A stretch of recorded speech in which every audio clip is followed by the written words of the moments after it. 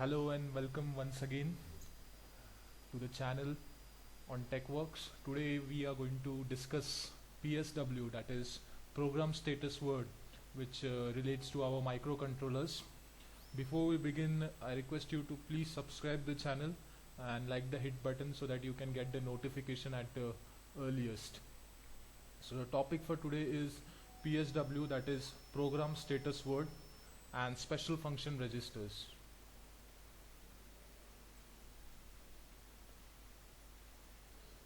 So, what are SFRs? SFRs are nothing but they are special function registers.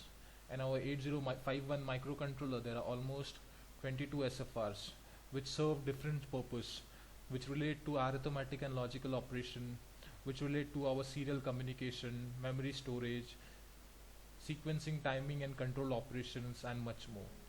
Some of the SFRs are bit addressable, whereas some of them are byte addressable as well. Right? So the SFR which we are going to discuss today is PSW, and PSW is a bit addressable SFR. When we speak about our 8051 microcontroller, it is having an internal 128 bytes of RAM and extra 128 bytes for your SFRs, whereas 4K is being constituted by the ROM.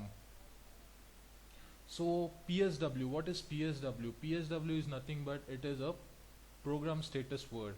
It is of 8-bit, right? It is 8-bit PSW. It is bit addressable. So we are going to see which are the bits which constitute our 8-bit PSW. The first and foremost bit on the very left hand side, you can observe here, that is the most significant bit, or D7 bit, that is termed as your carry flag. Then towards the very extreme right, you can see something is written P, that is your least significant bit, that is termed as the parity flag. Then you can observe on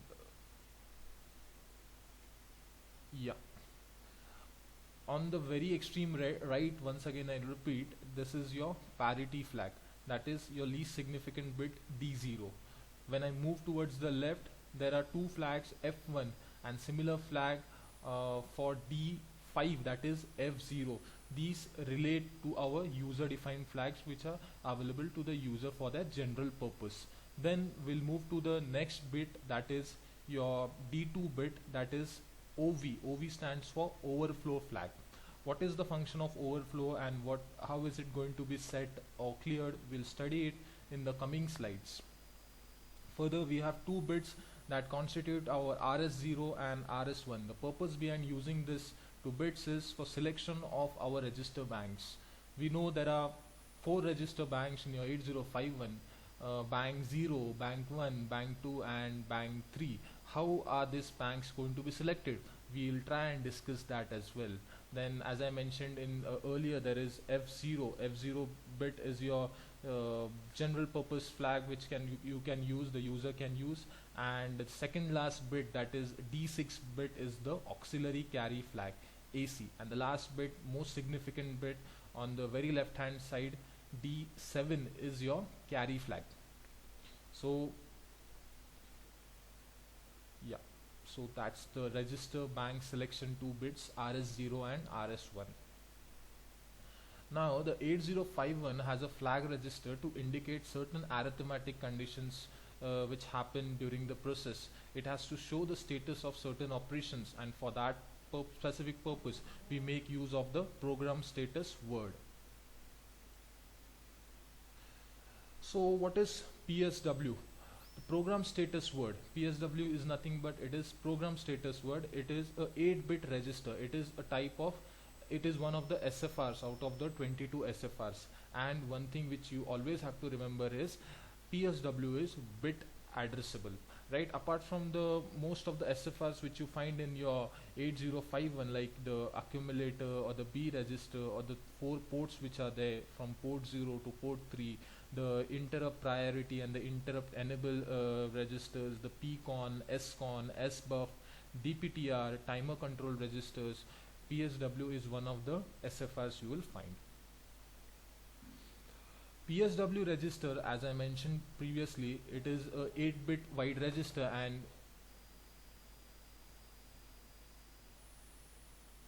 It is 8-bit wide register in which only six of the bits are being used by the 8051 controller. The remaining 2 bits are unused and are available as user definable flags for general purpose.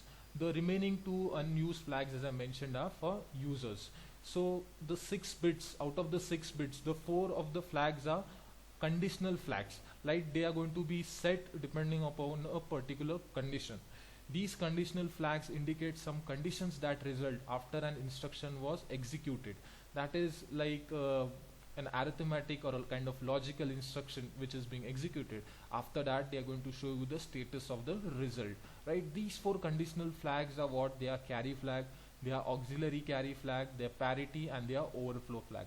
Apart from this, the other 2 bits are designed for selection of banks, that is register banks, that is your RS0 and your RS1. And thus the PSW 5 and 1 bit are general purpose status flags that I mentioned earlier, and they are available for the user. They are user definable flags. This is how your PSW actually looks like. It is a 8-bit register. You can observe CY is the carry flag, AC is the auxiliary carry flag, then F0 is available for general purpose for the user, RS0 and RS1, these are 2 register banks which is used for selection of the register banks. How I am going to initiate the register banks, we'll try and see it. Later you have OV, that is PSW.2, that is overflow flag, then the user defined flag, that is your F1, F0, F1, these are your user definable bits, and finally you have LSP, D0, that is your parity flag. Right now, how are you going to select the register banks? Now for selection of the register banks, we know there are 2 bits which are going to be used. Those bits are nothing but those bits are your RSW and your RS1. Right now, let's say if I want to select a register bank 1, if I have to select a register bank 1, what is going to happen? What should I do is I have to clear RS1 bit and I have to set RS0 bit as high. In that case, I will be able to select register bank 1. Similarly, if I want to select register bank 3, to access register bank 3, what should I do is I have to set both these bits, RS0 and RS1 bit, as high, so that register bank 3 will be selected. So this is the process for selection of register banks. For other flags, we'll study the carry flag first. Now, as the name suggests, carry, a carry flag is going to be set, that is, it is going to be high whenever there is a carry which is being generated. Now you can see there is the addition operation which we are going to perform here. In case if we consider these 2 bytes, if I have to add these 2 bytes, the result is going to be stored here in the accumulator finally. You can observe that if I have to add 1 plus 0, I am going to get the result as 1.